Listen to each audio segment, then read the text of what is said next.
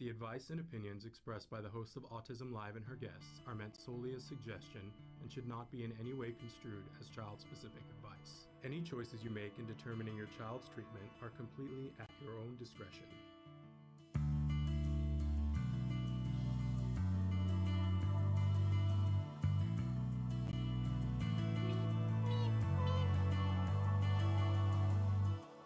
I'm thrilled to be here with you guys this morning. This is the Monday after Sensitive Santa, so you're going to have to excuse that we are the walking wounded this morning. And I am the walking wounded this morning.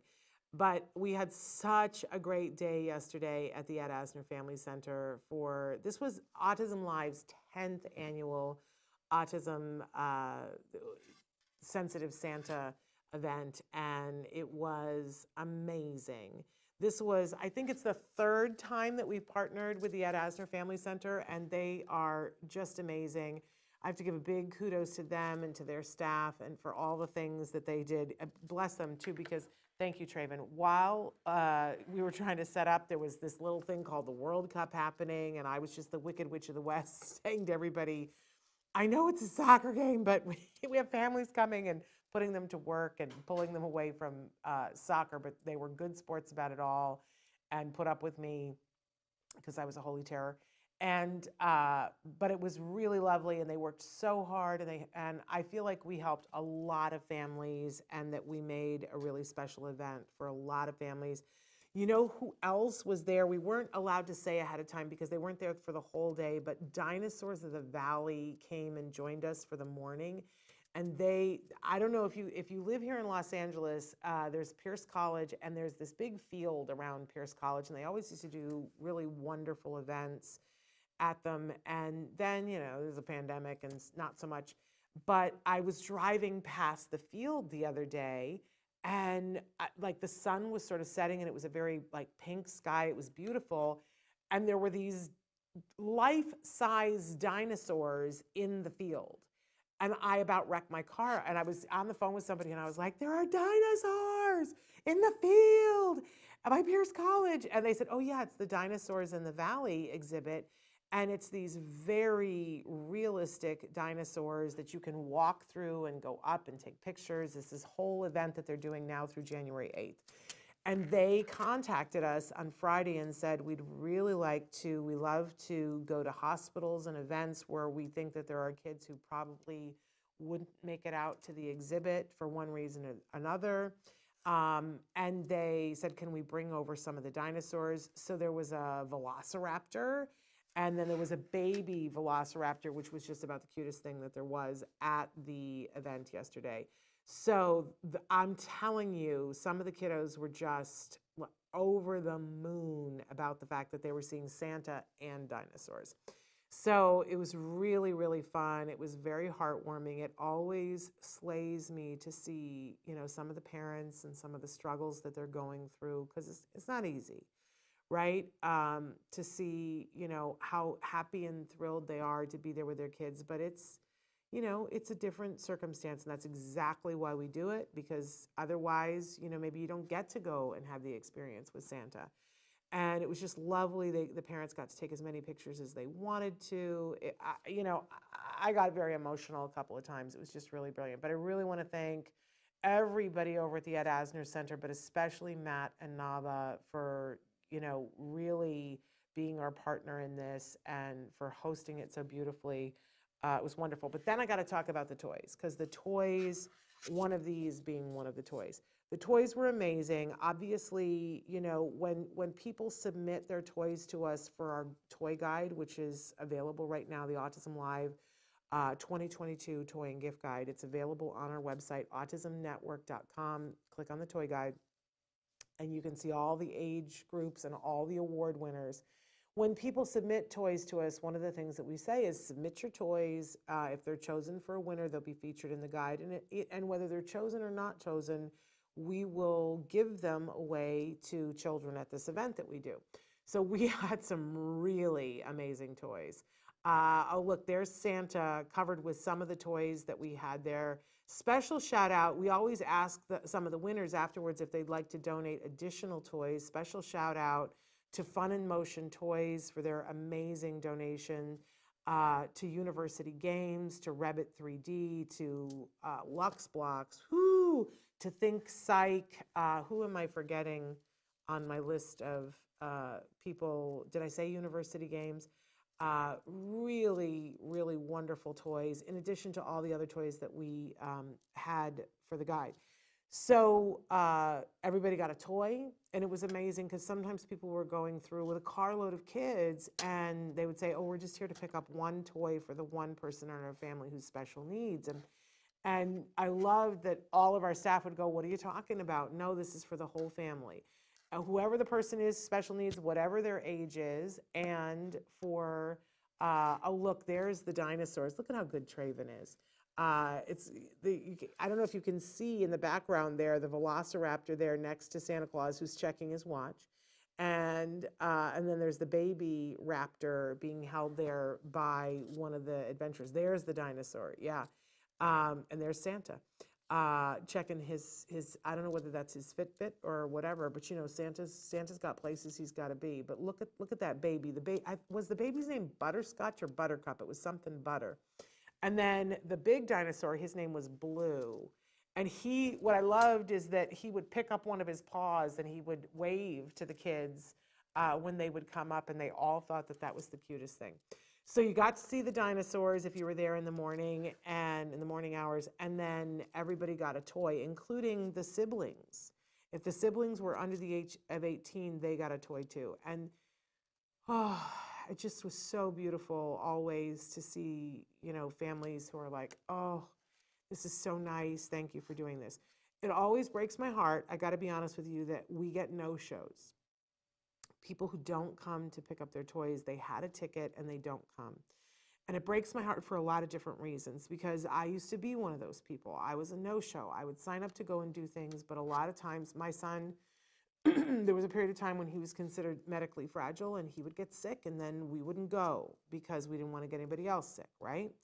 And or it would just be too much on a given day for him, or I would be like, I don't know what his behavior is going to be like, and I would make the choice to stay home. I just want to say, if you're out there and you're one of those people who is also a no-show, please know, no judgment. I get it entirely. But I also want to say to you that there are some events sometimes when it's better to push through. And I was so proud of the parents yesterday who pushed through. Like I said, no judgment for the ones who felt that they couldn't. But sometimes you go someplace and you find that there are people who get it and who have something for you and want to support you. I will say this, that what I learned on this journey is that there are always people who want to support you. It's just that sometimes it's hard to find them, and sometimes they're at the thing that we choose not to go to. And so next time that you're like, you're on the fence, I'm going to ask you to challenge yourself a little bit to get your kiddos in the car. If it's raining, it's raining, if, whatever, and to go, because it feels good to be included. And when you stay at home, the rhetoric becomes, see, we can't go anywhere. And it never changes, right? But the truth is you can. And that there are places like at the Ed Asner Family Center where you can come and be included. So I put that out to you. Hey, Parker, I'm lucky to go to a church that understands me, that me and my family can go to the events. Yes, those places exist, and thank you for reminding us that sometimes it is your church. I know some of you write in and say that that's not what happened at your church, but there are churches where that happens, and I ask you to find some place where you can go, where you feel like, all right, this is a thing and we can be there. Somebody's calling me. But anyway, thrilled to be here with you guys this morning. I don't know whether it's going to be later on today. We're going to show you our annual video of Sensitive Santa, but be tuned to our social media so that you can see that, right? And because it was lovely. It was really lovely. I also want to thank Aviva Paskowitz, because she's always does wonders, decorates the place, and just, made it look like we were in Santa's lair, even though he was sitting outside, because this was a drive-through event.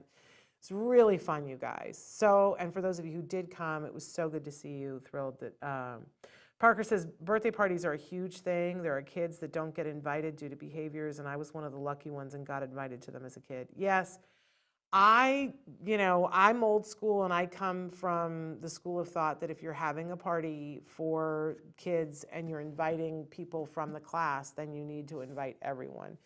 And sometimes that's not possible because of money, but I think it's terrible when our kids are excluded and when they're excluded because of behaviors. You know, the other thing that I always did for birthday parties is that I always took a therapist with us. I asked if we could do that, and there were very specific things that we were working on so that, at that time it wasn't covered by insurance, but you can ask for a behavior technician to go with you to a birthday party. It takes a lot of pre-planning. First of all, you need to, tell them where the party is and give them directions ahead of time so that the behavior technician can be there. They have to clear it with where they have to go for their next place. But we got known in our circle of friends that we were going to show up and have a behavior technician with us at a party. And I think we got invited to parties just because of that, because it was one more person to help corral the kids. Because you know what happens at a lot of these parties. The moms go sit down and have a beverage, sometimes an adult beverage, you know what I'm saying? And a lot of parents don't interact with their kids and don't watch them and go, this is my time off, it's your party, you better have somebody there to watch it. And nobody does. Nobody does, right? But we would show up and have a behavior technician who sometimes, was saying to the other kids, hey, how about if we do this and include everybody? Because they're great like that. Not that they were supposed to be on birthday party duty, but that helped my kid to be able to be successful and interact at the party. And then you have a good social situation for your kiddo at the party. So that was my answer to that, Parker. But I hate it when people don't invite people. I don't like that at all. I'm opposed to that. Anyway, we got a big topic here. Let me say this. We're live right now, obviously, because I'm talking to Parker. It is Monday. What is it today? It's today the 19th of December. We're just coming up on Christmas here. And by the way, happy Hanukkah to everybody. Last night was the first night of Hanukkah. I hope those of you who celebrate Hanukkah had a lovely first night experience. And thrilled that we're at that time of year, right? So, and Christmas is less than a week away now. It's just amazing how much it flew by, but I love this period of time because things start to slow down. Tomorrow on the show, in fact, Dr. Graham Pichet is going to be here, and we're going to be talking with you specifically about how to handle that. The slowdown, when you don't have as many services, how to make use of this break, and how for it to go peaceably so that you're not a mess and feeling like, hey, what just happened? The whole rug got pulled out from under me. So that's going to be tomorrow's topic. But today we're going to be talking about challenging behavior, and it's the parent-to-parent discussion about that.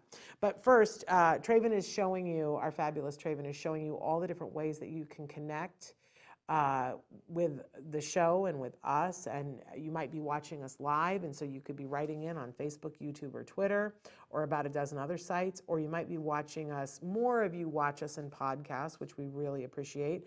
I guess we're like a week away from finding out what number rating we are for the next year, but for the last 2 years, we've been the #1 rated autism podcast. We're very grateful to FeedBurner for recognizing what we're trying to do here. But we love so many of the other podcasts. If it's not our turn to be #1 this time, we'll take it on the chin. You know what I'm saying? But we are the #1 rated podcast. More of you watch us in podcasts than you watch live, and that's great because we understand your lives are busy and that sometimes you need to watch a specific topic. So please check out wherever you get your podcasts, download us. You will find that now the podcasts are available audio only. If you want to see the recorded version and with picture and sound and see all the funny faces I make and be able to see the toy that I am playing with right now, the Mosey, all you have to do is go to our YouTube channel and check out the video version of our show there. You can subscribe to us on YouTube. And then we will, I think once a week-ish, we send you a link to a video that we've done that week.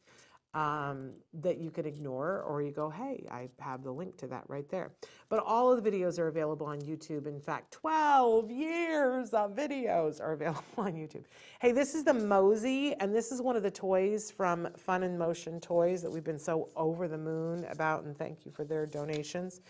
They also have the Shishibo, but I super love this.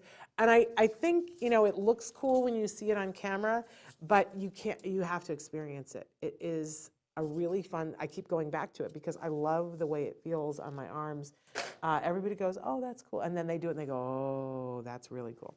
So that's the Mosey. And of course, we love their Shishibo as well, and many of their other toys. So check them out, funinmotiontoys.com. And we'll talk more about them later on during the show. Oh, do we have the thing?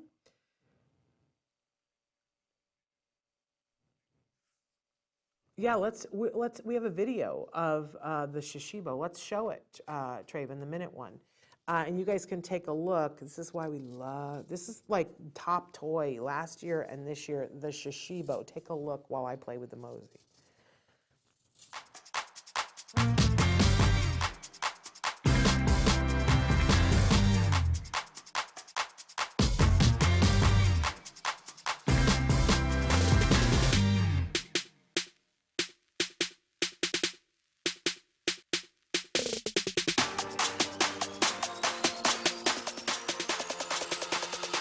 Best-selling brain teaser puzzle on Amazon and Barnes & Noble. And guys, they're a magnetic shape-shifting puzzle. You can create 70 different shapes with these, and they're part brain teaser, part puzzle, part fidget toys.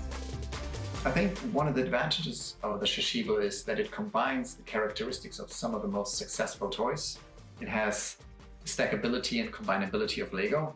It has the magnetic properties of Magnetiles, and at the same time, the transforming problem-solving aspect of a Rubik's Cube. We ridiculous love that Shishibo. And we were giving Shishibos away yesterday, and people were asking, you know, the volunteers, they were asking, and so I cracked one open and showed them, and you literally crack it open. And everybody went, oh my gosh. And then I said, yes, but then you can stack them together and they magnetically, and people were losing their minds. By the way, right now, there's a very special deal that if you go to their website, funinmotiontoys.com, if you, you know how there's always a discount coupon? Whenever I'm checking out for something, there's always a discount coupon, and I go, well, where do I get hooked up? How do I get hooked up with a discount coupon? Here it is. So if you put LIVE, L-I-V-E 5 in, you will get an extra 5% discount off of whether you want a Mosey, whether you want 7 Shishibos, whatever you want on their website. They also have these amazing balls that light up that are super cool, beyond belief. And they have a wand that can float that I think they're upgrading, so I don't know if you can get it right now, but it's called Wandini, and I want one so bad. So I'll keep you posted on that. But anyway, funinmotiontoys.com and put LIVE5, that's your discount code, and you will get another 5% discount.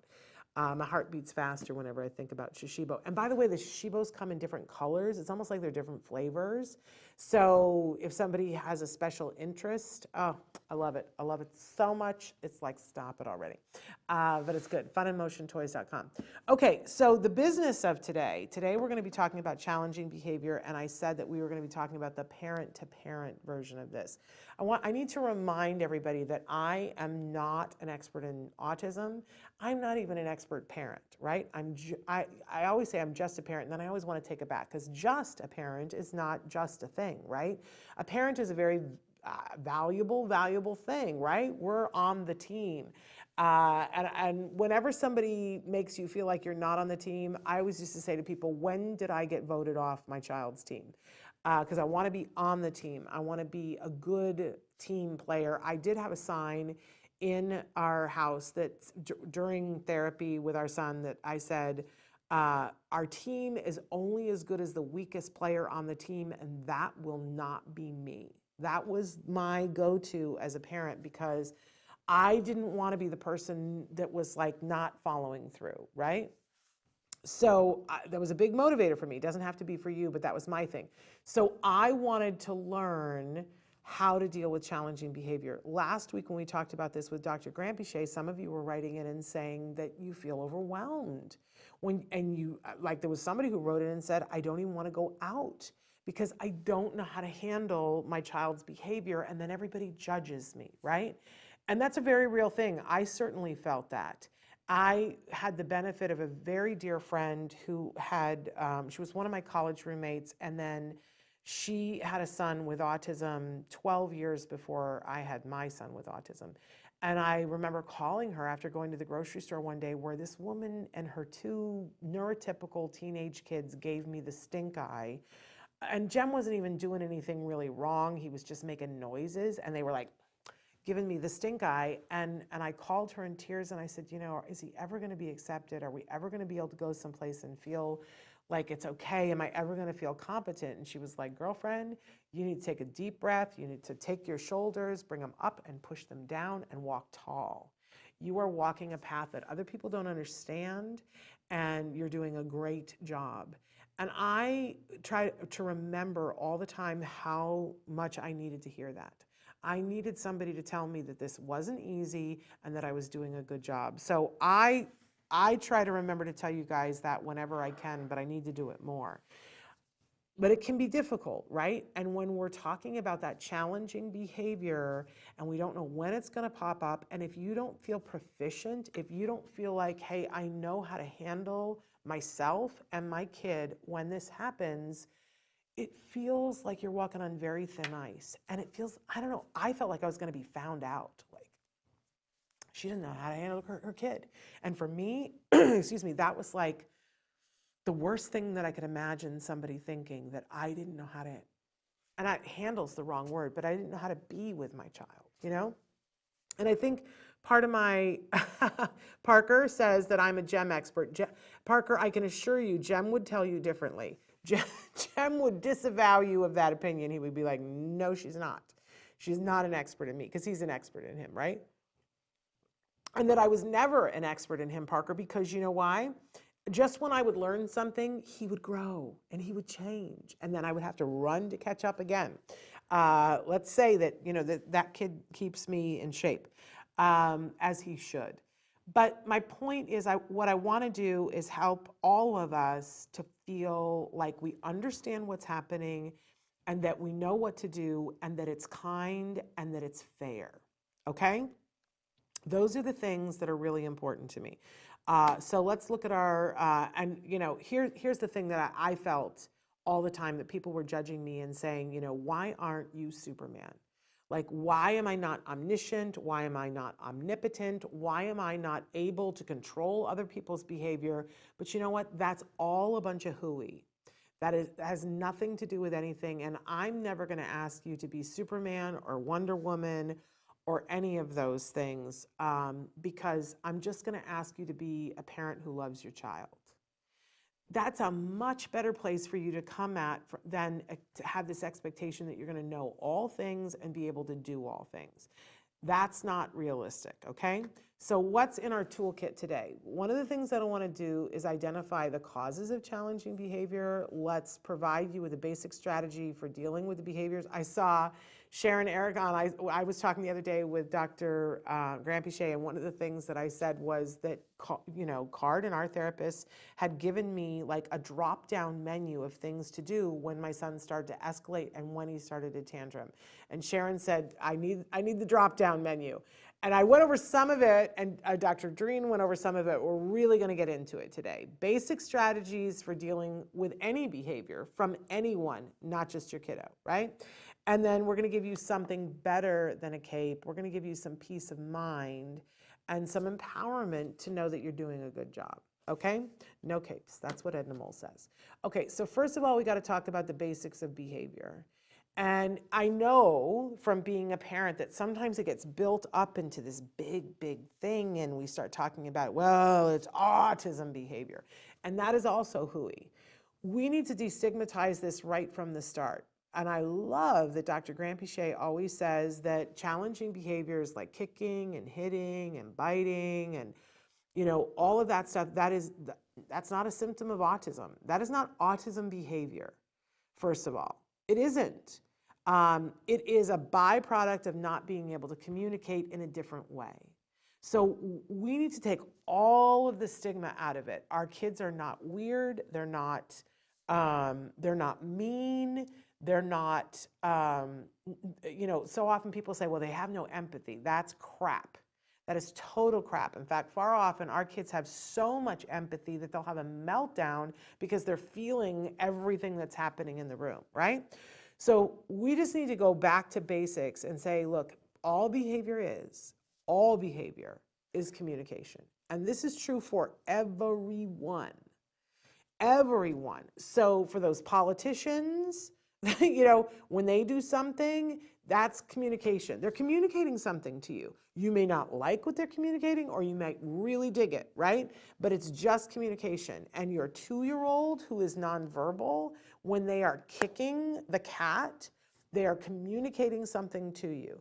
When your boss does something, they're communicating something to you. So if we take all of the stigma away and all the labels away and just can think of it as communication, we're going to have a much better time dealing with the consequences of what's happening, right? So it's just a means of communication. But take a look at the faces on these kids. This sort of tears me up because look at each one of these faces. Look at that baby, and it's like so extreme that it's almost like, we have to giggle about it. But what do you think that baby is communicating?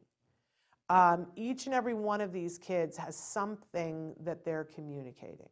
Sometimes it's inconvenient to listen, and sometimes it's hard to know exactly what it is, right? And we tend to put an easy label on it, like the one with the kid with the fist up. We go, well, he's just a bully. But we know that isn't the end of the story, right? We know that something is going on, that individual is going to hit the other person because there's something that they need. And it's not acceptable. Can we just say it is not acceptable to hit? And kids go through a phase where they will hit to get their way, but we need for them to grow out of it. And that phase is a pretty normal phase, but we need for them to grow out of it. When we have this attitude of saying, well, it's autism, and so he gets frustrated because he can't communicate another way, so we're just going to let him hit other people, what we do is put everyone in danger, most especially the individual who's hitting. Because what happens when the police show up because he's hitting? What happens when they put him in jail because he's hitting? We will not have done that person justice, true justice, literally justice, if we allow that continue. It's far kinder for us to stop and ask ourselves, what is it they're communicating? And is there a better way that we can teach them to communicate so they can get that need met without having to do something that gets them in further trouble or could endanger them or other people? So that's really what we're going to be focusing on today, and looking at the behavior. But before we start to talk about all that, we have to recognize our portion of this too. And logic dictates, and science has proven time and time again, that behavior is only maintained when it is rewarding in some way. That this is a part of behavior. That if I have learned that if I hit you and that is how I get my way, then I'm going to continue to hit you. And we see this with individuals who are not on the autism spectrum, that they continue hitting all throughout their life because it's how they get their way. And maybe they don't have a better way of communicating, here is what I need. But for the women out there who have been battered by a spouse who says, I love you, and then hits you, it's a very hard thing, right? Because like most battered women go through a phase where they're like, oh, it'll get better. But things don't get better unless we work on them. And it's very important that for people who hit as a way of getting their needs met, that we provide them with another way of getting their needs met, or they won't learn how to do something else. Parker says, I've heard of cases where autistic individuals were charged with domestic violence due to troubling behaviors. Yes, we've seen this many times. You know, we will excuse hitting in a child, and often for folks who have kids on the spectrum, they will continue to excuse it because, well, they have autism. So we're going to excuse that behavior. But my question to you is, when do we stop excusing it? Because when does it become a problem where other people get involved and in the state or the community and step in and say, we're going to take that child out of your home, we're going to put that person in prison because they're an adult and they just hit somebody. It becomes very serious. And I think we should take a hard line on it and say it's touchy, right? Because there's a natural phase where children will strike out to get their needs met. And that is a natural phase, but it is not natural to continue to allow it to happen. No matter what the diagnosis of the person is, we need to recognize that they are doing it, not because they're a bad person, they're not. They are doing it because they have no other means of communicating. It becomes our job as people who love them to start to say, what is it that they need? How can I fulfill that need before they need to hit? How can I help them to communicate that need, right? And Dr. Phil talks about this all the time, that when people engage in behaviors, he always says, what's your payoff? What's your paycheck, right? On his show. And basically, he's talking about the same thing that we are, that people do things over and over and over again because it works, because they get something out of it. And that if we want to be a part of changing that equation, then we are going to need to change some stuff that we do. So here we are. Is this a tool that we can use? If every behavior happens because we get something from it, is this useful information to us? What if, picture for a moment, if we could pick the behaviors that we want our child to maintain and make them rewarding enough, if that's the equation, if it's rewarding, I'll keep doing it. What behaviors would we like to keep rewarding? And then what about the behaviors like hitting? Is there a way that we are currently rewarding that, and can we stop rewarding? Can we just stop rewarding hitting behavior? But the asterisk here is that we want to continue to teach them a way to get their need met. That's a really important part of this. We wouldn't just stop rewarding the challenging behavior. We need to be rewarding other behavior, right? So that challenging behaviors can lessen or disappear. A whole lot of asterisks for those of you who are watching. You're like, wait a second, this could go wrong. Stick with me, because we're going to get there. Okay, so I am talking about ABA. I'm talking about applied behavior analysis, and we're going to talk about the ABCs of behavior. But I know many of you hate ABA. Many of you feel that it disenfranchises the person, it doesn't take their needs into consideration, that it's rote training. There are lots of you out there who don't like applied behavior analysis. And here's the thing I want to say. You are totally entitled to your opinion. I just want to clarify a couple of things. The science of ABA does not believe in all the things that I just said. Disenfranchising the person, traumatizing them, doing things by rote. It doesn't believe in all those things. Just like when people say, well, you know, people with autism don't have empathy. No, you're looking at it and you're seeing something and you're assigning value to it. Do I believe that people have been hurt and traumatized through people doing ABA? Absolutely. That's not a thing that I'm ever going to argue with you about. But it was because they were not doing ABA the way you're supposed to do ABA. And even there's a lot of controversy in the world right now about ABA and what it allows for and what it doesn't allow for. But if the main tenet of ABA is that if something is rewarding, you will do it more often, then that shouldn't disenfranchise the person. It should take into consideration what they want and what they need. And people who are doing good and mindful ABA, that's what they're all about, right? And yes, when we say that if something, if you're engaged in a challenging behavior, we're not going to make it rewarding for you anymore. Could you take that and make it traumatizing to somebody if you weren't teaching them a way to get their needs met? Absolutely. which is one of the reasons why I want to have this topic, because if you're not teaching them a way to get their needs met, you are going to make it traumatizing for you. So if you're doing ABA with your child and you think you have a good ABA provider, ask yourself, when they decide to change a challenging behavior, are they teaching them another way to get their needs met? And if they're not, stop everything until they do. Okay? Because it should look like, imagine if I went up to a counter and I said I wanted to order something and I needed it desperately. I, desperately needed water, and I was ordering water. But I was doing it in a way and using language. I was speaking Swahili, and the people behind the desk only speaks French, and they don't know any Swahili. Eventually, I would start pounding on the desk and pointing to the water and pounding. I might even grab somebody by the lapels if my child was dying of thirst. You betcha I would, right? Now, I need the water. I absolutely need the water. And they're going to judge me if I'm hitting them, right? I'm not getting the water. It's not really being successful. Imagine if somebody just ignored me at that point. I would lose my mind. I would be jumping over the counter. I would engage in all kinds of challenging behavior because I needed the water for my son.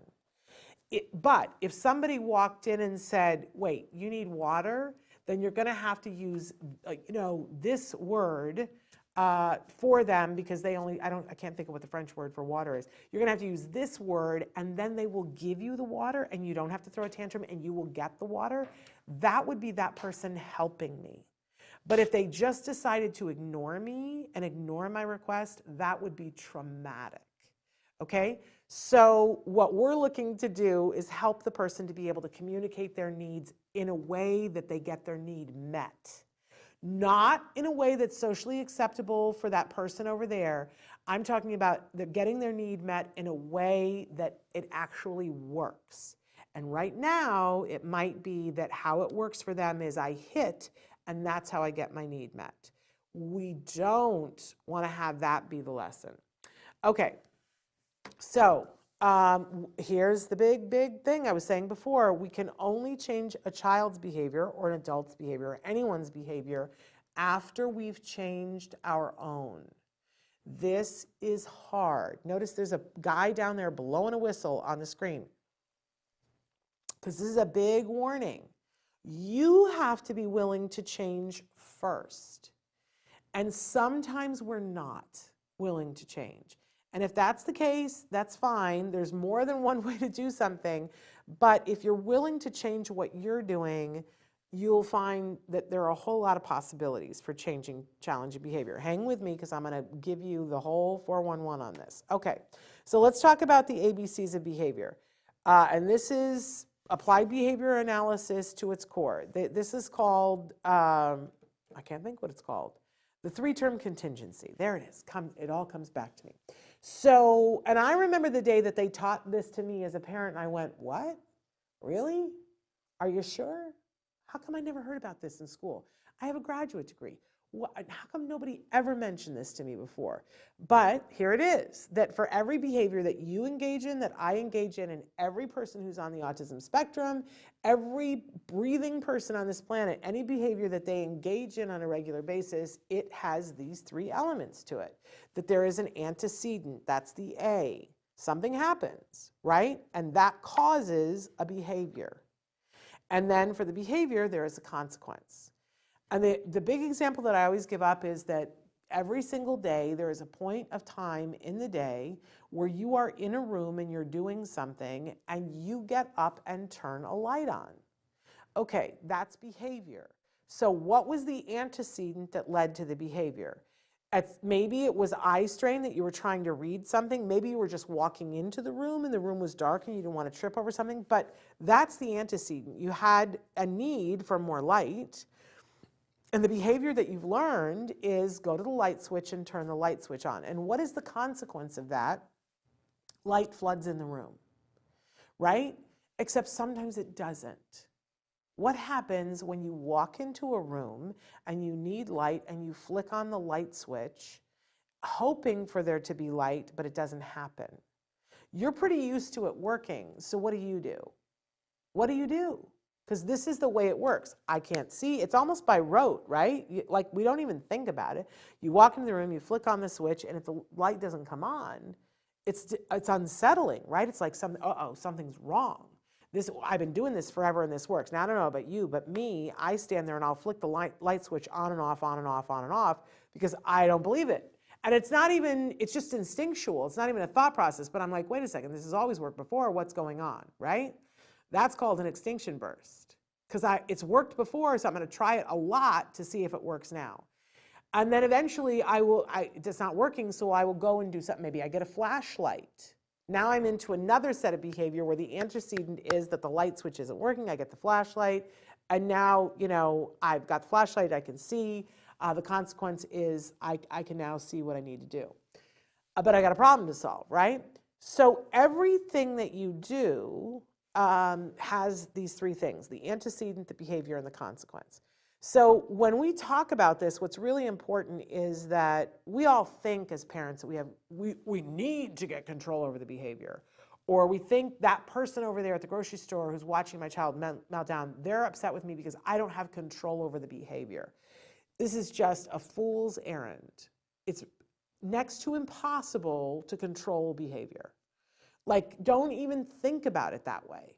It's not useful. Like, I always use the example of Jem kicking his foot on a chair when we were at the doctor's office.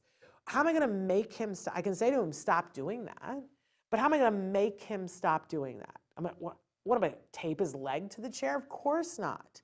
If he wants to be kicking his leg, he's going to kick his leg. I need to let go of that. I don't have control over that. But here's the fun part. You have so much control over antecedents, and you have so much control over consequences, and those are what feeds the behavior anyway. So if the child, is engaging in a behavior because they need a drink of water, right? What we can do is start giving them water on a regular basis so they don't get to the point where they're so desperate for it, right?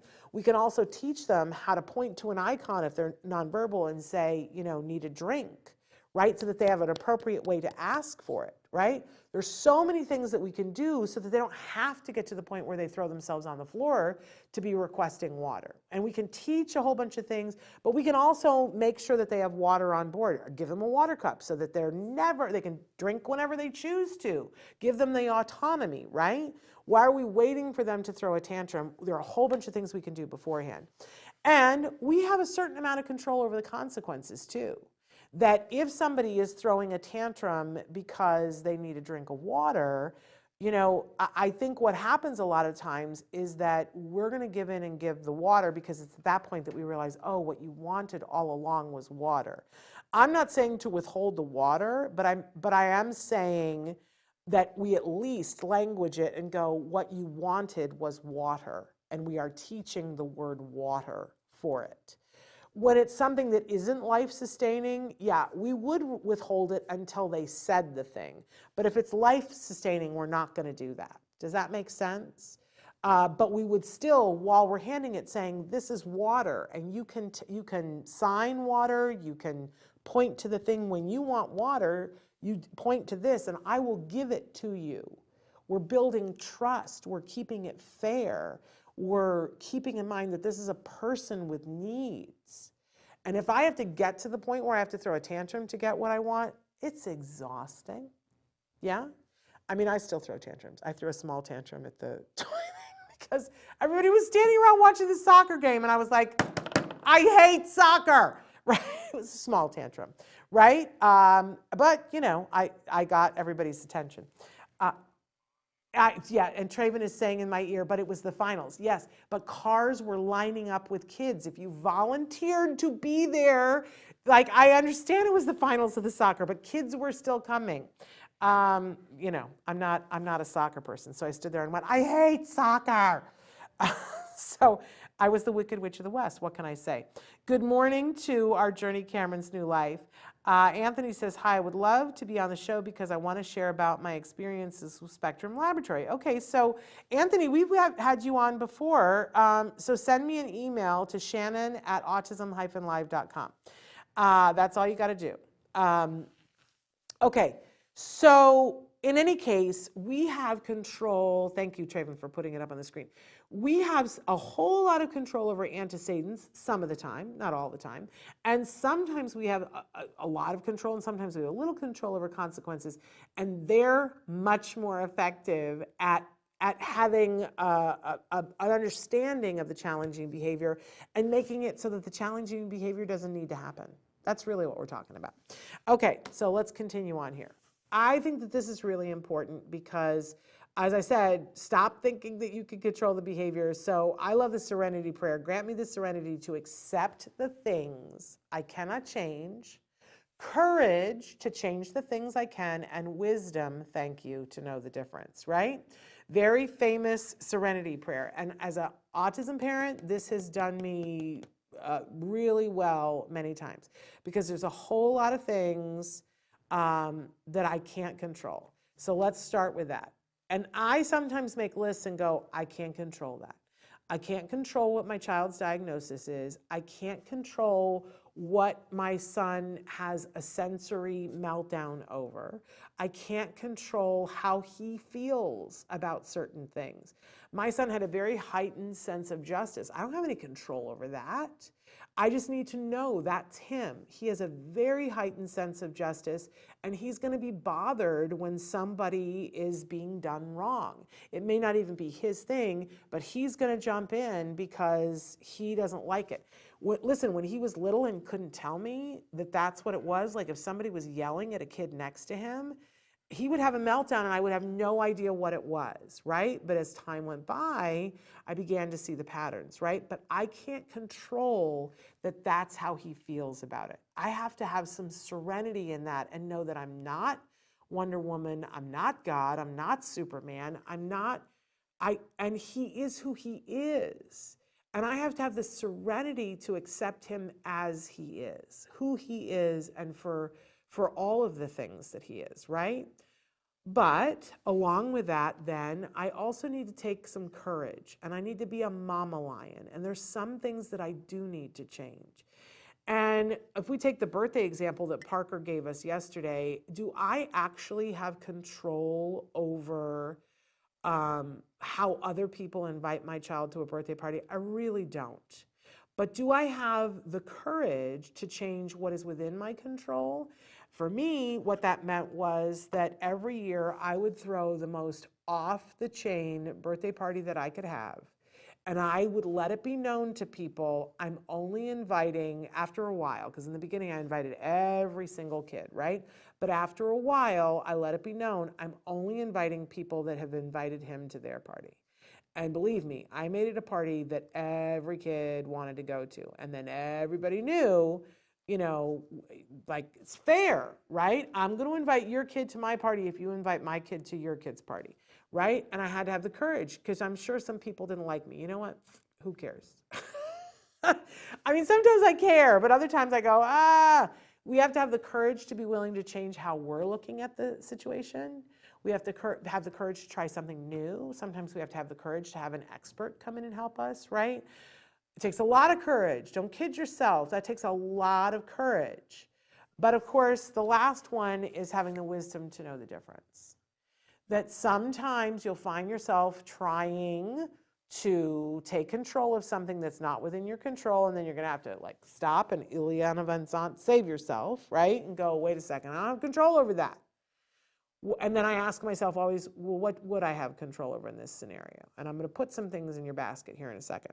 But then the opposite is true too, right? I see a lot of autism parents who go, oh, there's nothing I can do about that. My son is smacking somebody in the face, but that's autism. No, that is not the wisdom to know the difference. There are lots of things that you can do. That's not just like, oh, we're just going to accept that. There are things you can do. You got to have the courage. Polkett says, hi, can ABA help in improving cognition and understanding in child-like identification? Absolutely. Absolutely, because that's a skill and it's a muscle and it needs to be worked on. And it takes a lot of hours. I'm not going to kid you or candy coat you at all. I can't candy coat it for you, but that takes a lot. You know, when we watch ABA build a skill in somebody, they compartmentalize and they teach it a little bit at a time, but cognition is absolutely and understanding. I can remember when my son was in kindergarten, and every day my prayer was, because I watched all the other little kindergartners, and they knew what day of the week it was. And they knew what happened on that day. Like they knew, oh, today's Tuesday, so today we're going to do math, and then we're going to go to music. And my child had no awareness of that there are 7 different days of the week and that we do different things on them, and we only, like, eventually he would wake up and he would be like, is today a school day? And I, and they taught me, and I would take him over to the calendar and I would go, here's today. And here are the days that we go to school, Monday through Friday, and we would visually show him, and we would have pictures that like school on these days. And eventually he understood that I don't go to school every day, and that I only go on these days. And eventually he understood, oh, well, those are Monday, Tuesday, Wednesday, Thursday, Friday. Now, like, he understands it just like you do. He totally knows, and he didn't understand holidays. He was like, what, we're gonna do what? We're having turkey today? Like, he had no concept, but it took a lot of time and a lot of patience. But yes, absolutely, ABA is great for that. Make sure you're working with somebody good who takes into consideration when your child needs a break, and that, that there are fun ways to teach cognition, right? Okay, so here, back to talking about challenging behavior. It's really important that we acknowledge not only is behavior communication, but everything has a function. There's a reason why they're engaging in the behavior. And if you're going to try to change a behavior because it's, and I think there is another asterisk here too. Like, are you trying to change the behavior because it's driving you crazy? Are you trying to change the behavior because you fear for them in the long run, or you fear that they're going to hurt somebody? Or are you changing the behavior because what your Aunt Betty says? Like, I think you need to be clear on your motive from the start. And I don't want to poo-poo that there are some things that our kids could do that drive us crazy, but I don't want you to be changing a behavior because of that. There's some stereotypy that our kids do that it's like, oh man, I can't take anymore. And I don't want to poo-poo that. But I don't want us to think about changing that behavior so much as changing something else, because a lot of times that stereotypy comes because they're not being able to communicate effectively, or because there's anxiety. And what I'd rather have us do is focus on the anxiety than try to take away the thing that's mitigating the anxiety. Does that make sense? So be clear about what your motives are before you decide to change a behavior. But if there's really a behavior that you need to change because they're hitting their baby sister, well, we need to change that, right? That's crystal clear that behavior can't stand, right? You need to know what the function of the behavior is. You need to know why it's happening, and you need to start to be a detective to find out why, because anything that you do to change that behavior is contingent on knowing why it was happening to begin with. So there are 4 main reasons, and there's an asterisk 5th that I'll give you, why anybody engages in any challenging behavior. 1, because they need attention. Boy, that's one of the usual suspects right there. I'm a former teacher. It was almost always the thing when we were in the classroom, that they needed attention. And I always think of our kids as empty buckets, and they need a certain amount of attention. And some kids need more and some kids need less, but everybody needs a certain amount of attention. And when I was teaching a classroom, I would always think of those empty buckets, and I would know that Betty's bucket is empty. And if I want Betty to be engaged in what we're doing as a teacher, I know I'm going to have to give her attention on a regular basis, right? And in that way, I'm giving Betty what she needs, and Betty's involved. And if I forget to give Betty attention, Betty is going to act up, and now I got a bigger problem, right? I don't want that. I'm going to antecedent modification the hey nanny nanny out of that. I'm going to give Betty jobs. I'm going to build Betty up. I'm going to say, Betty, you're doing a great job. I know teachers that have watches that are set to buzz every 30 seconds, and when it does, they go, Betty, great job over there. I like how you're doing that. Right? And everybody thinks, oh, that's so much work. Oh, that's so much less work than dealing with when Betty is throwing things. So much less work, right? So attention, big, big deal. And we're going to talk about these individually. Access to activities or items or people. I want the ball. I want mom. Mom's in the other room. I want the dog. I want the toy. I want to go to Disneyland, right? And so I want to stay at McDonald's and get to go in the playland. I'm going to engage in challenging behavior because I want that. But then the opposite is escape. I need to get away from that noise. I don't want to take a bath. I need to escape, right? We all engage in all of these. I do this during tax time. I will do anything. I'll clean my garage rather than sit down and do the taxes until I absolutely have to. And then the last one that's the hardest to get a bead on and the hardest to understand is that it's self-reinforcing. We call it an inside job. There's a paycheck on the inside, which means I'm not going to know for sure, but I'm going to try to be a detective to try to figure out what it is. We see this when kids, are hitting themselves in the head or pressing on their eyes. That's a little clearer because they're getting input somehow on the inside. Rocking, it's an inside job. They're getting an inside paycheck for it, right? We have to be super mindful about what that paycheck means to them. If I'm rocking, there is something that I need for my proprioceptive nervous system. We don't want to just take that away from people without giving them something else that works. So I'm a big fan of let's stop stigmatizing behavior that keeps us centered, right? Because then you're going to get more challenging behavior if you try to take that away from somebody. Nothing wrong with rocking. I know it will make some people look at our kids and, but whatever. I'm not interested in that. I'm interested in happy, healthy, communicating kids, right? And everybody else can go suck it. And I've said that officially. Okay, now the fifth one that comes into play when kids are a little bit older is control.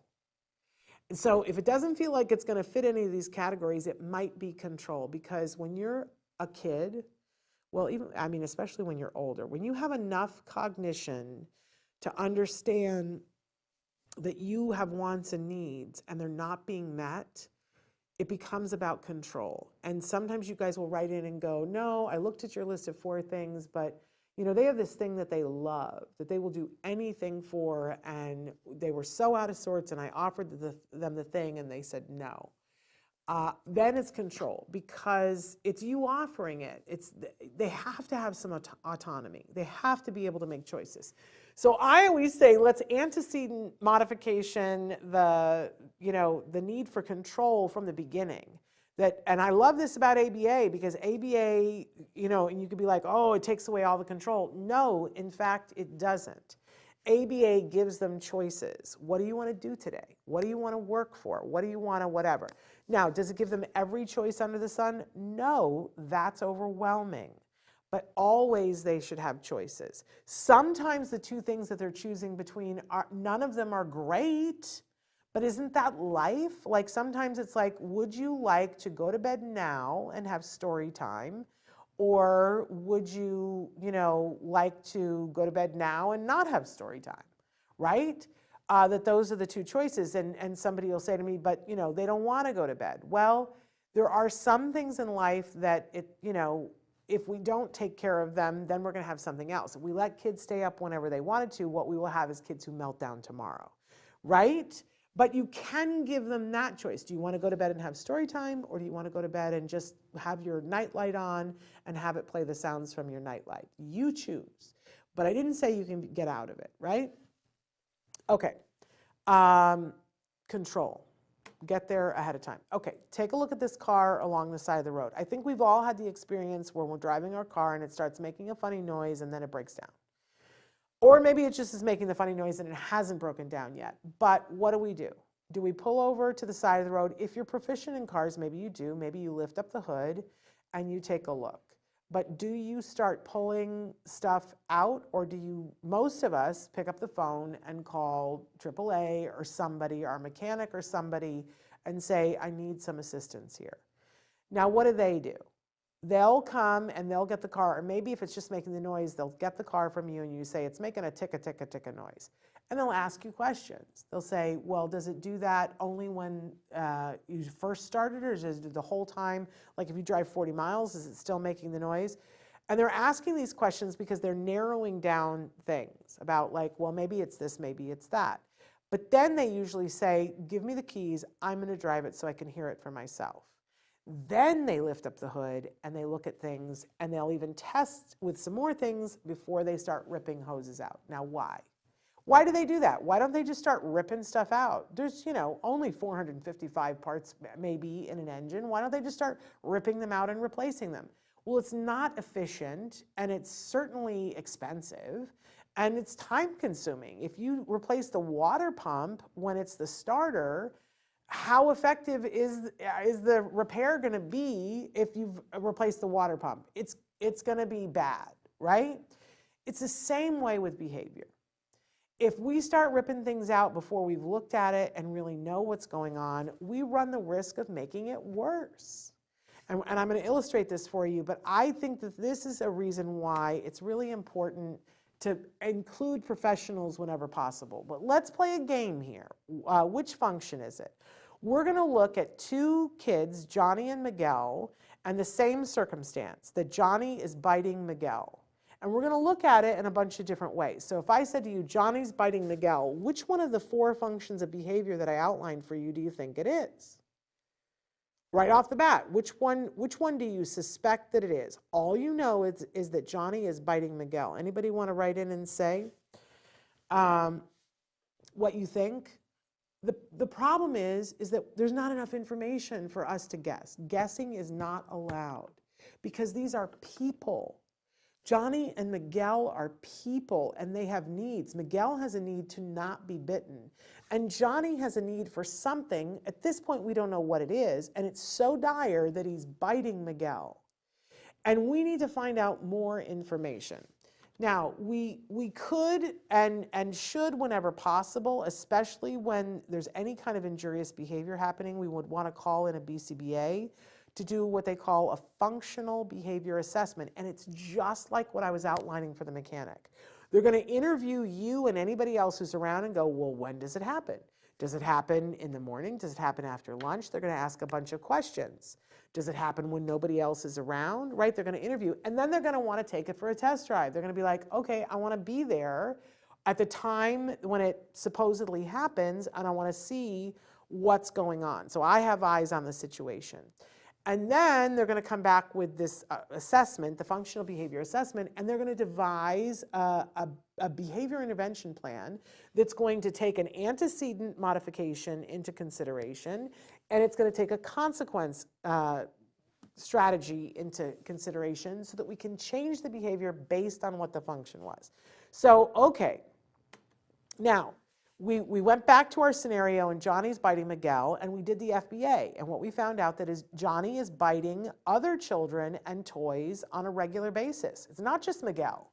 He's biting toys, for heaven's sake. He's biting his shirt. He's doing other things. And his mother, when she was interviewed, said that he just recently started taking methyl B12 shots. Well, that's interesting. There's also been a recent spike in Johnny's progress in speech. Well, what do we think the function of the behavior is now? He's biting Miguel. Why do we think, knowing this, why do we think that he's biting Miguel? And what we decide is that this is self-reinforcing, that Johnny is likely biting because it feels good to bite. He's got this itching sensation, and biting makes it feel better.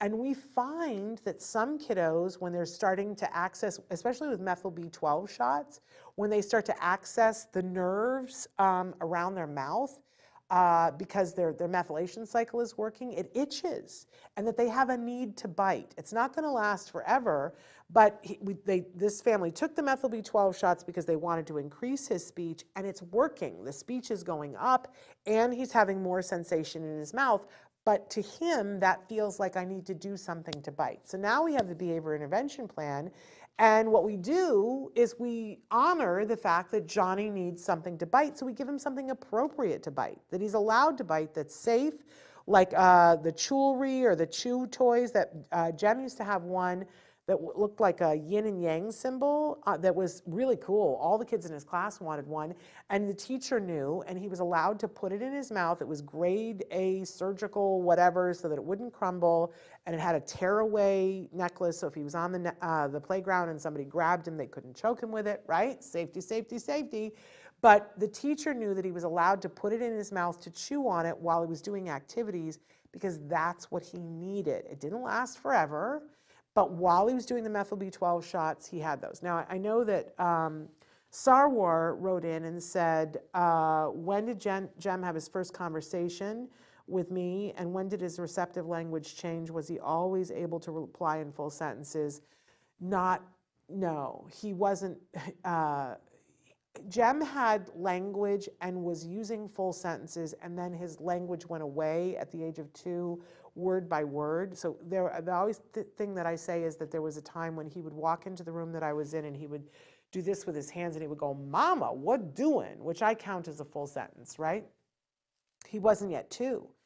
And but then one day he came in and said, "Mama doing?" And I was like, where did the what go? Shouldn't sentences be getting longer? They shouldn't get shorter. And I went to the pediatrician. She said, he's fine. He's speaking. Get over it. He's a boy. They're late talkers. You know, wish I could kick her with a pointed shoe. No, that would be violent. But I wish she'd caught it then, right? But then, you know, eventually he said doing, and there was no hand gesture. And then eventually all the words went away. And he would come into the room when he came into the room, and he would just walk around in a circle.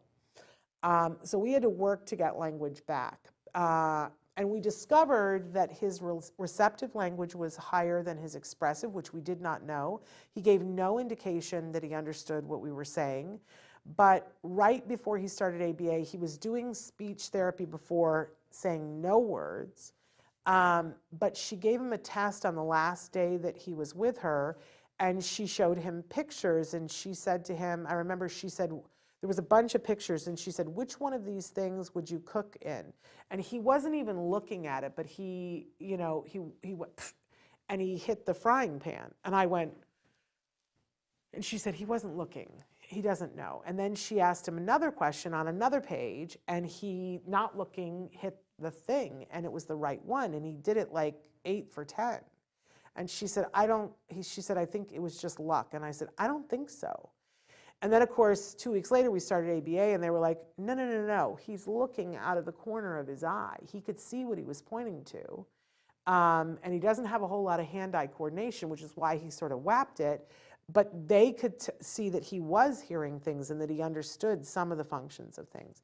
And then we worked a really long time, and eventually we did the methyl B12 shots. And I think that it was after the methyl B12 shots that I think true conversation, so he was 7, maybe, and now, you know, he'll talk your ear off. They say my son loves singing songs, letters, and numbers constantly. He just turned 4 a few days ago. He has a lot of words, but non-functional for the most part. I wish I could have a conversation with him. Okay, Sarwar, I want to tell you that you need to be tuning in when we have Dr. Grampiche on, because if he loves singing songs and letters and numbers constantly, what that sounds like, and what I think that Dr. Grampiche would say is that sounds like maybe he's hyperlexic.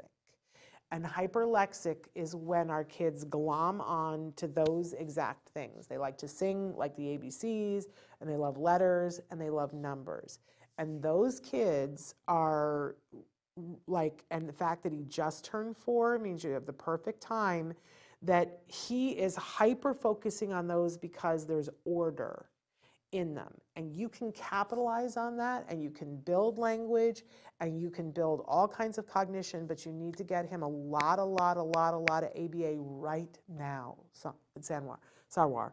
Right now, and I mean a 40-hour program, because those are the kids who often are the most likely to have a full, you know, I know everybody hates the word recovery, but get to the point where they don't have issues. But here's the flip of it for those kids. They are kids with a great deal of anxiety. They need a great deal of order. And if we don't give them enough to learn, the anxiety takes over. So I really want you to please watch Dr. Grampiche and be writing her questions and get some good ABA and get lots of it, 40 hours a week, plus do it at home the other hours, because he's gonna need language to ground him so that the anxiety doesn't take over. But listen, if you do that, kids that are like this, you are gonna be able to have a conversation with him, okay? Okay, so in this case, we looked at the biting and it was automatic reinforcing, self-reinforcing, because he had a need. His gums were itching and he needed to take care of it. Now, if we thought that this was him trying to get attention and we decided, oh, we're not going to give that attention, what a disservice this would be to Johnny. He'd be like, I am having an itching problem and nobody is helping me. So this is why this becomes so important. Okay, let's pick another scenario. Wipe away what you know. You know that Johnny's biting Miguel, but this time the FBA reveals that Johnny only bites Miguel, not biting anybody else. He's only biting Miguel, and only when Miguel is playing with the playground ball. Miguel has the playground ball, Johnny bites him every time. And when Johnny bites Miguel, Miguel drops the ball and runs away, leaving Johnny to play with the ball. Okay, so now you're getting the hang of this, right? What's the function of the behavior now? Why do we think Johnny was biting Miguel? This one is a little bit easier. I'll tell you that self-reinforcing one is hard, but this one is a little bit easier because it's clear that he wanted access to an activity or an object. What was the object? The ball. Johnny's learned that if I want to get the ball, I bite Miguel and I get to play with it for a couple of seconds. And that's enough. I got the ball. I have control, right? Now, somebody eventually takes the ball away from Johnny and all these other things happen, but for a second, winning, he got the ball. So the BIP is that Johnny is only given access to the ball when he correctly asks for it. So the first thing we have to do is teach Johnny how to sign or point or whatever to appropriately request the ball. And in the beginning, every time he appropriately requests for the ball, we're going to give it to him because we're teaching him when you ask for it, you get the ball. And he has to go a certain amount of time without biting. I don't think the two are contingent upon each other, depending on the kid. Initially, it may be only a couple of seconds that he has to not bite, and then we give him the ball. But over time, we're going to lengthen it so that you don't get the ball if you bite, because that has to be the other thing. As soon as he bites someone, the ball goes away. There's no more ball. What we're teaching him is you bite, you don't get the ball. You tap your hand with the icon that says ball, you get the ball. We want you to have the ball. We want you to get what you want, right? But if you bite, it doesn't happen, right? We also make sure that we don't give him close access to Miguel while Miguel is playing with the ball. Because he has learned, Miguel has a ball, I'll just go bite him and I'll get his ball. So Miguel is across, the house or whatever, or Miguel isn't even there. And we don't, because if it's his baby brother, we, wait till he's having nap time and then we do the ball, right? With Miguel. Okay, so pretty easy, that one. Okay, now let's try another one. So for this FBA, Johnny bites Miguel when Miguel is working quietly. When he bites, Dad gives Johnny a lecture about biting. Sometimes Johnny is given a timeout in the corner of the room, and after the timeout, Mom gives Johnny a big lecture about behavior. Does this sound familiar? This is what I would have done. This would have been my parenting before learning about ABA.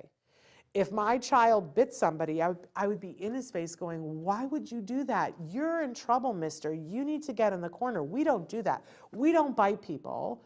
Wampa, wampa. And then once the timeout was over, then I would have taken him over, put him on my lap and said, honey, why would you bite somebody? Biting is not a good thing. We don't do that in our house. Da, da, da, da, da, da, da, da.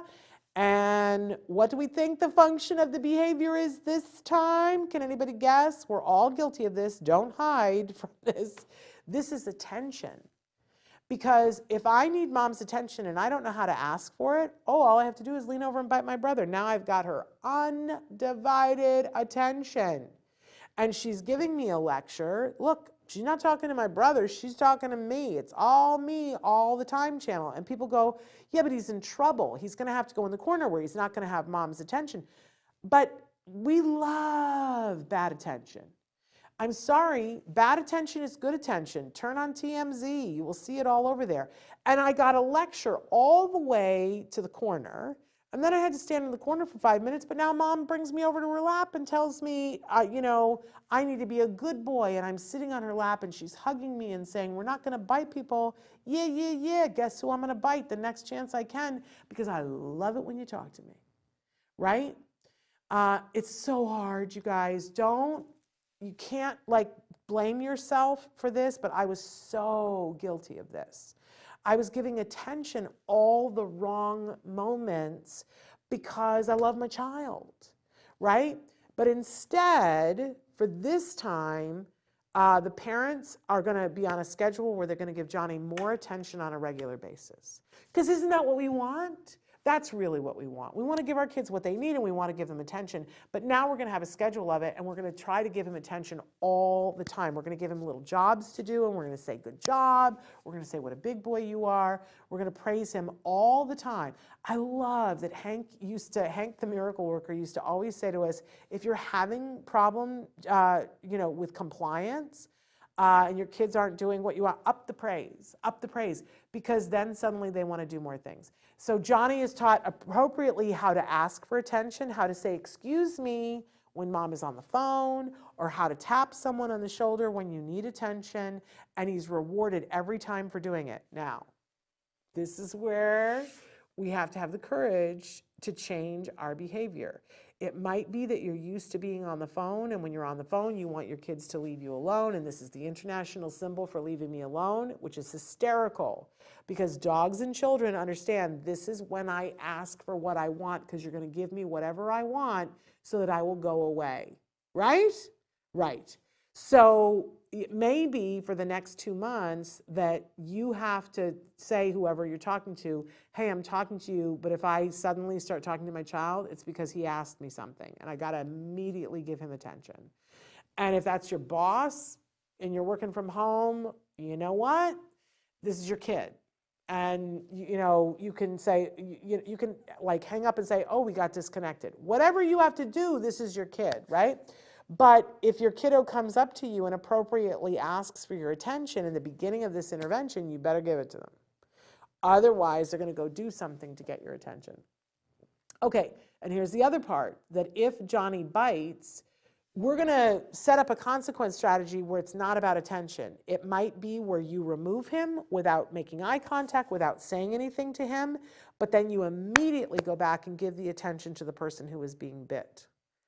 You just like push him aside and you go, oh, you poor thing, how are you? And you hug them and you do not give attention to the child. But that is cruel if you have not taught them an appropriate way to ask for the attention. Does that make sense? It is absolutely cruel. If I am begging for attention and I'm doing it in all the wrong ways, it is cruel to just not give me attention. You have to teach me how to appropriately get the attention, okay? Cruel. It must be that you've taught them how to and that you're rewarding them and giving them attention all the time. And you'll find if you do, you won't have the challenging behavior. Attention-driven kids are really, it's the easiest thing because you can give attention all the time. It's free. But remember that attention does not have to be positive to be rewarding. There are kids who they'll take being yelled at just to get somebody's attention. This is my dog. My dog is that way. My dog wants to be pet all the time, and she will step in front of me and trip me and then hear me go, what is wrong with you? Because she got pet on the way and I'm giving her the attention there. I need to be a better pet owner. Okay, our last scenario, can you guess what it is? Johnny bites Miguel every day when it's time to pick up toys. Mom says, let's pick up our toys, boys. And Johnny walks over and bites Miguel. And after he bites Miguel, Johnny is given a timeout. Mom says, you got to get in the corner. And he's sent to sit in the corner.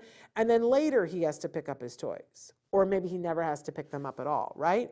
What is the function of the behavior? And of course, it's the one that's left. It's escape. Johnny doesn't want to pick up the toys. And he's learned, if I just bite Miguel, I'm out. I don't have to pick up toys. Listen, if I thought that biting Miguel would get me out of doing the taxes, I hope I would not bite Miguel, but I don't know. Do you know what I'm saying? When you need a break, when you need out of something, people engage in all kinds of behavior, and this is easy. This is easy picking. If I bite him, I get out of this? Sure.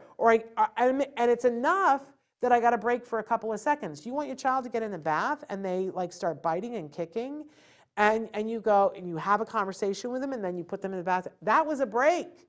That was the break. They got a break and they'll do it again. So what do we do to change this? Instead, after the BIP, we say, okay, what's the antecedent modification? Before we ask Johnny to do any non-preferred task, he is separated from Miguel. So Miguel's not available to be bitten. Let's take care of Miguel, right? And we show Johnny on a piece of paper or something what the big reward is going to be for after the non-preferred task is over.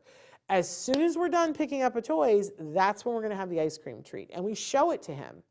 Because sometimes verbally is not enough. We got to show it, so we're going to, in 1 minute, we're going to start to pick up the toys. And as soon as we're done picking up the toys, we're going to have the ice cream. But Miguel is someplace safe. And Johnny is going to be like, I don't want to pick up the toys and whatever. And you just let him whine that out and go, but as soon as you're done, we're going to have the ice cream, right? And at some point, we can teach Johnny how to take a break, that he picks up 12 toys and he goes, can I take a break? Yes, let's take a break.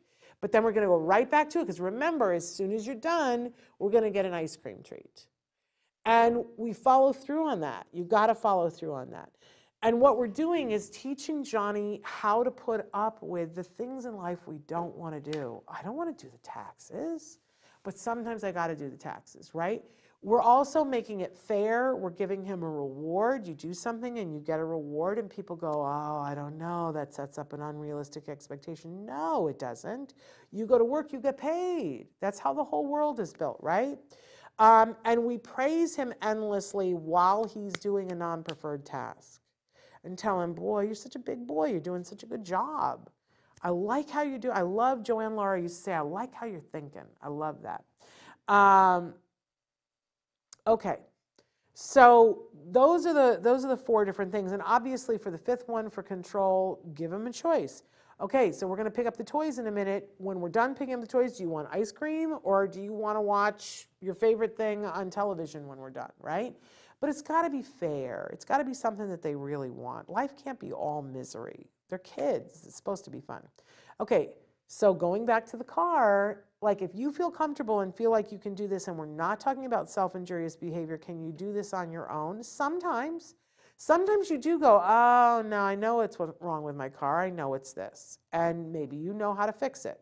But a lot of times you can't. So people ask me, do I really need to have a board-certified behavior analyst on my case? Well, I think you do. And I think that it's better because sometimes there's multiple functions. Like now there's an attention part of it, but there's also an escape part of it, right? But absolutely when there's injurious behavior, I say get experts involved, because you can make it worse if you pick the wrong function.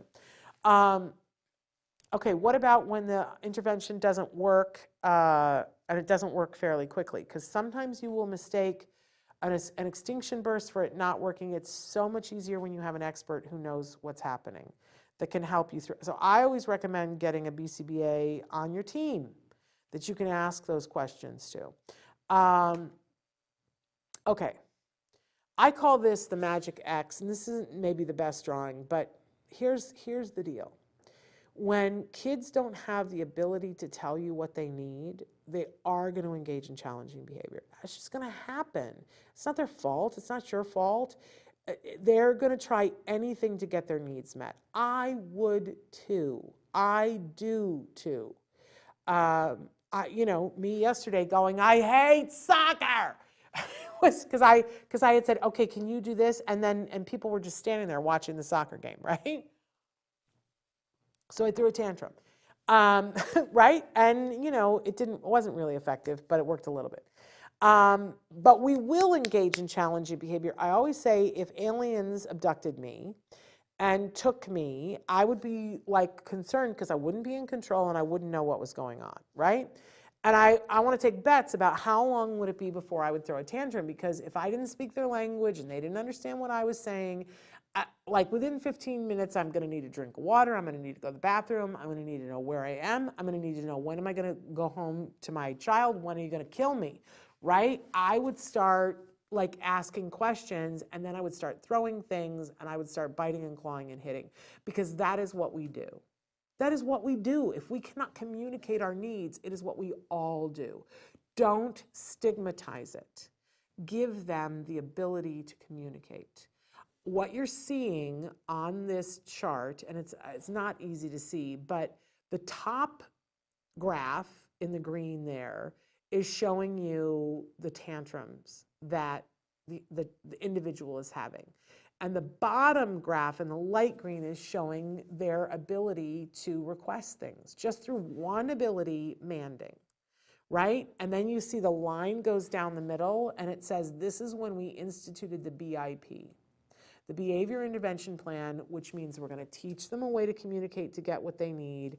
We're going to teach them, you know, how to ask for that, and then we're going to give it to them, right? That's what we're going to do.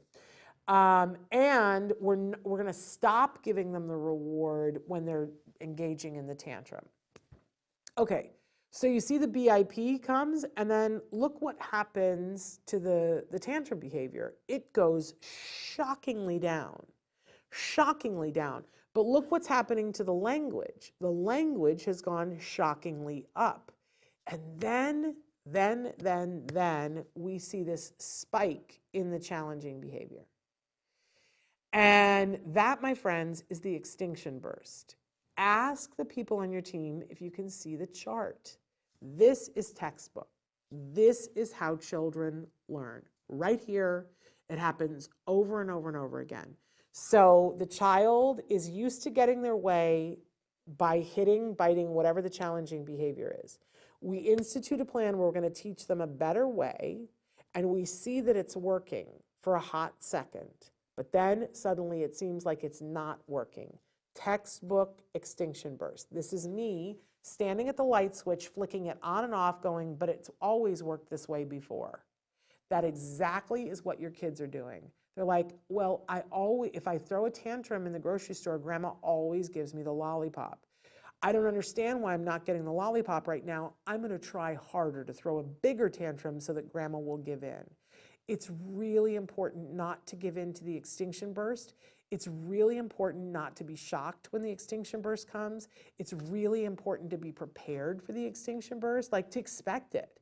It really shows that the plan is working because it's a test. It's a test for you. They're saying to you, it always worked before when I did this. I'm going to try it out again to make sure that it doesn't work. You need to pass the test by not giving in then. You got to hold the fort for that day or 2 days. It's usually over quick. Let's go back to the graph, because then what happens, full screen the graph again, Traven, so that they can see. Then notice what happens there. That's where we get the magic X. Do you see where the challenging behavior goes almost to the bottom, and the language, the communication behavior goes almost consistently up? That is what we want to see for their lives. That is what we want for them to be happy people. I look at that graph and I go, that's a kid who's not having to tantrum to get what they need. And that is what we're talking about. Right now, every time that your child is throwing a tantrum or engaging in any behavior, it's because that's what they feel they need to do to get their needs met. So now that we know that and have that awareness, then let's start thinking in terms of, okay, what can I be teaching them so that they can request? And it's like, you can teach sign language, you can teach verbal language, you can teach using an iPad, you can teach with icons, you can teach with pointing, right? You can teach with sound, that somebody can request a cookie by saying "k," not cookie. They can say "k," and eventually we'll get to cookie, right? And they get what they need. It gets a little bit dicier when kids have words, because sometimes we don't like what they're saying. That, they'll say, I don't want to go. And we feel like that's the end of the earth. I don't want to go means I'm never going to want to go. But that's a great time when a kid is that verbal and says, I don't want to go, to repeat back to them and say, I heard you say you don't want to go. I hear you. You don't want to go. And then you will see them like audibly sigh and go, and they'll take the shuddering breath. Then you can say, then you can have other conversation with them, and you can say, what do you want right now? And you have to listen with your whole body, because think about this, when you're upset and somebody says, what do you want? Sometimes don't you feel like, I don't know. I don't know what I want right now. So be prepared for that too. But you can take a moment and say, what do you need right now? What do you want? Do you want to take a breath? You can give a choice.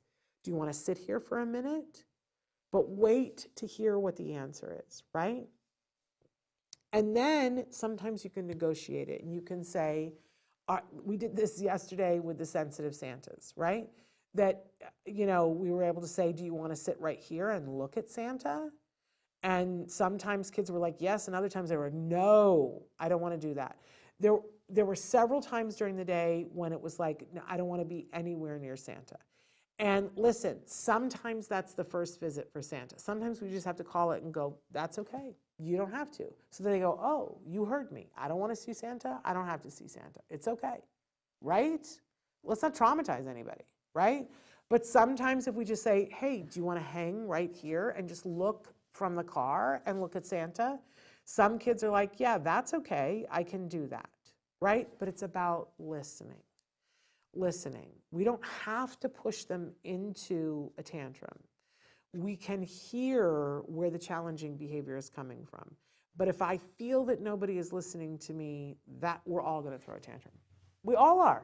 That is not about autism. That's about not being heard. And we want to be good allies, which means we want to hear them. Okay, so I started out by saying we're not going to give anybody capes. Edna Mole says no capes. No capes, she says. Nobody needs to be a superhero. But ask yourself this, after going through all this, I hope it takes out some of the anxiety for you that A, you're not doing anything wrong. We all are going to blow it sometimes. All of us have reinforced challenging behavior. So just acknowledge that. You're going to do, I've seen BCBAs do it, right? It happens. Forgive yourself, move on, right? But try not to do it when you can now that you're aware of it. So when your child is escalating, if you're at the beginning part of it and they're escalating, ask yourself, what do you think that they want? Ask them, what do you want? Take a moment and take a breath and try to listen to what they want. But if the tantrum is already happening, the challenging behavior is happening, I still want you to ask, what is it that they want? But while the behavior is happening, don't give it to them. Don't give it to them. Because if you do, then they'll go, this works. And we don't want them to get that message. You don't have to be a butthole about it. You don't have to be mean. You don't have to be trauma-inducing, right? You can take care of them. And when we say don't give it attention, that doesn't mean ignore the child. It means ignore the behavior. Do we know what the difference between that is? So if Johnny bites Miguel, and I know it's for attention, I don't ignore Johnny. I'm going to pick him up and I'm going to move him over here and I'm going to give my attention, which means my eyes and my verbal and my arms and my hands to Miguel. But I'm still in the room with Johnny. I am still there. I still can see if he's being unsafe, right? I'm still there in the room with him. And once I'm done, taking care of Miguel, then I can, I can engage with Johnny once again. But I'm not going to give him a lecture about the biting, right? I'm not going to do that in that bubble. It's hard because I don't want to give a whole bunch of attention to him, but I'm not going to ignore him. I see people ignore kids all the time. And remember, they were doing it to get communication. And when you ignore the kid, you up the stakes for them. They're going to try that much harder to get your attention, and you don't want that. So try to, I think, work with a BCBA so that you can see somebody who's, I watched behavior technicians do this with my kid and I was like, oh, they're good. I'm never going to be as good as they are. I'm just not. I'm too wrapped up in my kid, right? I don't know if you guys are that way. I've seen some parents who are great. I'm not that good. But you will learn tricks and go, oh, okay, this is the kinder, gentler way to do this.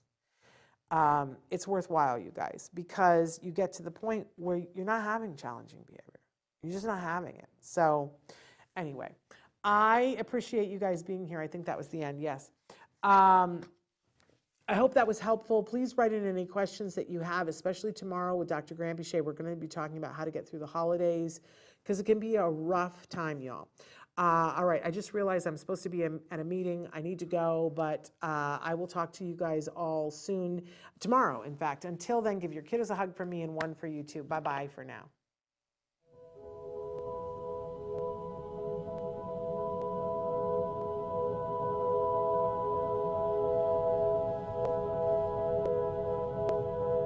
If you found anything helpful in this video, please give us a like. In fact, make sure that you smash that subscribe button on YouTube and give us a like on Facebook. You can also follow us on Twitter and on Instagram for important updates. And please download our free podcast wherever you get your podcasts. Thank you so much. See you next time.